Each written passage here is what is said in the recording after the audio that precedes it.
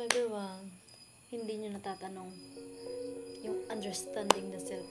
Isa ito sa pinaka gusto kong subject, lalo na si Sir Franz, yung nagtuturo. Alam mo yung pag nagtuturo si Sir Franz, napakalinaw talaga. Napakalinaw niya magturo. Maiintindihan mo talaga.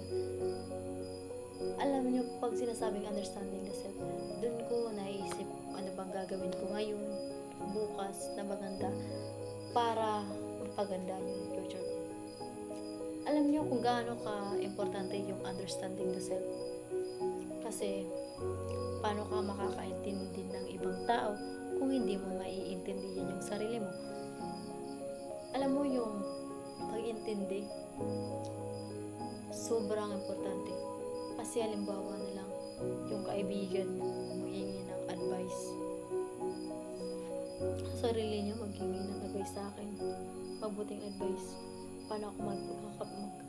Paano ako makakabigay sa kanya ng mabuting advice kung hindi ko naiintindihan yung sarili ko? Kaya, importante talaga yung pag-intindi sa sarili para makatulong rin ako ng ibang tao.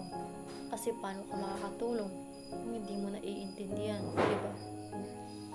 Kasi yung pag-intindi sa sarili, hindi kasi isang beses, kundi araw-araw.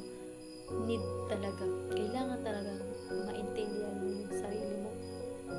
Alam mo, yung pag-iintindi araw-araw, minsan mahirap pero kailangan gawin. Kasi minsan na hindi mo naiintindihan yung sarili mo dahil sa problema. Pero pag may understanding din na self ka, kung may problema ka, ma-handle mo yung problema mo. Hindi ka masyadong mai-stress. Alam mo, yung pag may understanding na self ka, hindi ka mawawala, hindi ka maliligaw. At yung understanding na self, may pupuntahan ka sa future mo. Magagamit mo yun sa future mo. Hindi lang ngayon, kundi sa future mo. Hanggang dito na lang po. Thank you.